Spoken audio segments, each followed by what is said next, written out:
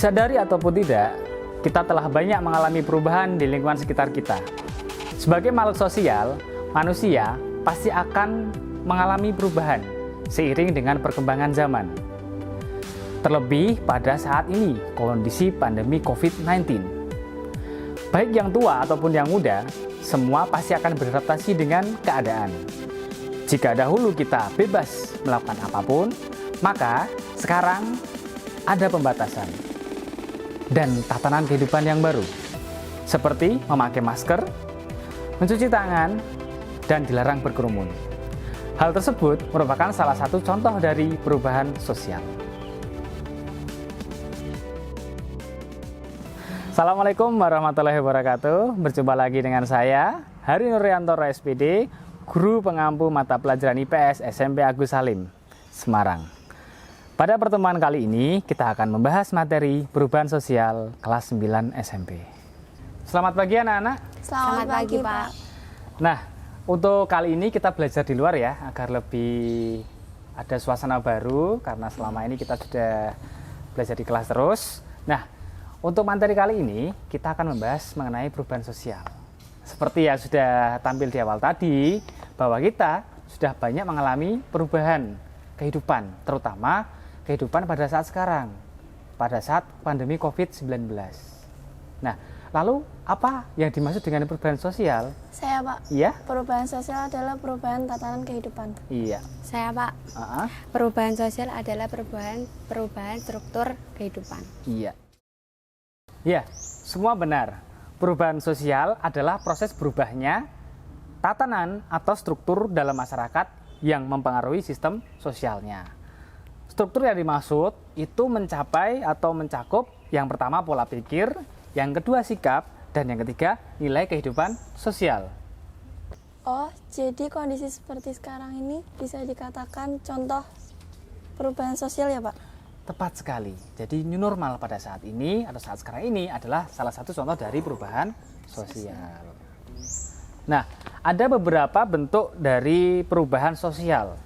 Di antaranya yang pertama, perubahan sosial berdasarkan waktu, yang kedua perubahan sosial berdasarkan perencanaannya, dan yang ketiga perubahan sosial berdasarkan pengaruhnya. Nah, sekarang ada nggak yang bisa menyebutkan jenis-jenisnya? Saya, Pak. Ya. Perubahan sosial berdasarkan waktu ada dua, yaitu perubahan sosial lambat dan cepat. Ya, tepat sekali. Perubahan sosial berdasarkan waktu ada dua, perubahan secara cepat dan perubahan secara lambat. Perubahan secara lambat sering disebut dengan evolusi, yaitu perubahan yang membutuhkan waktu yang sangat lama. Sedangkan perubahan sosial secara cepat disebut dengan revolusi, yaitu perubahan yang berlangsung sangat cepat. Nah, contohnya misalnya untuk yang perubahan sosial secara lambat itu adalah perubahan sosial di Indonesia saja, di Kalimantan atau di dalam suku Kubu Jambi di Sumatera. Itu dahulu mereka tuh menolak perubahan. Tapi sekarang seiring dengan perkembangan zaman, mereka akhirnya menerima perubahan dan mengizinkan para peneliti untuk masuk ke wilayah mereka dan mengajari mereka hal-hal tentang dunia luar.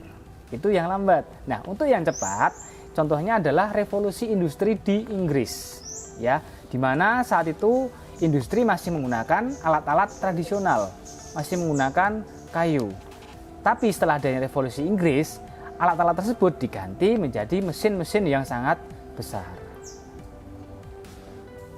Nah, ada yang bisa menyebutkan jenis yang lainnya? Saya, Pak. Iya. Perubahan sosial berdasarkan perencanaannya ada dua, yaitu perubahan sosial direncanakan dan tidak direncanakan. Iya, benar. Perubahan sosial berdasarkan perencanaannya ada dua, yang direncanakan dan tidak direncanakan. Kalau yang direncanakan atau dikehendaki, yaitu perubahan yang dilakukan atas dasar perencanaan. Sedangkan perubahan sosial yang tidak direncanakan atau tidak dikehendaki, yaitu perubahan sosial di luar jangkauan masyarakat. Nah, contohnya yang pertama yang dikehendaki atau direncanakan, misalnya pembangunan jalan tol, pembangunan jembatan, ataupun pembangunan gedung-gedung.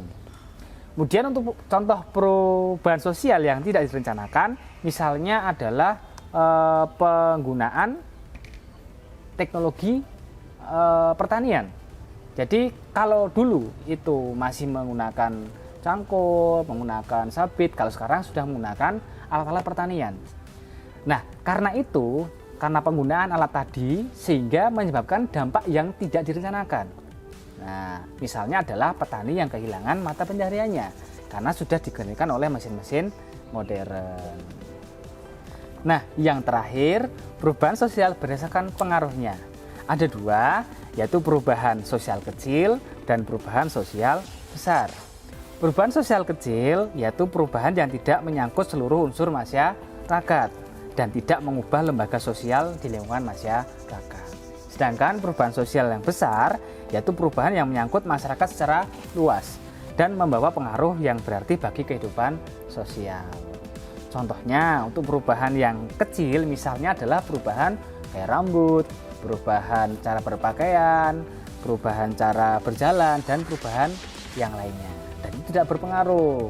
Sedangkan untuk perubahan sosial yang besar, contohnya misalnya adalah pergeseran masyarakat agraris ke masyarakat industri, di mana orang-orang yang dulu bekerja sebagai petani berubah menjadi buruh pabrik. Jadi banyak bentuk perubahan sosial yang harus kita pahami.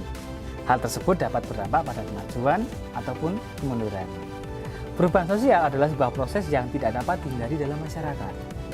Jadi kalian sebagai generasi penerus bangsa wajib mengikuti perubahan sosial. Dan tentunya harus mengedepankan nilai luhur bangsa sebagai jati diri bangsa Indonesia. Perubahan sosial adalah perubahan yang terjadi dalam masyarakat. Saat ini kita telah mengalami perubahan menuju kehidupan new normal.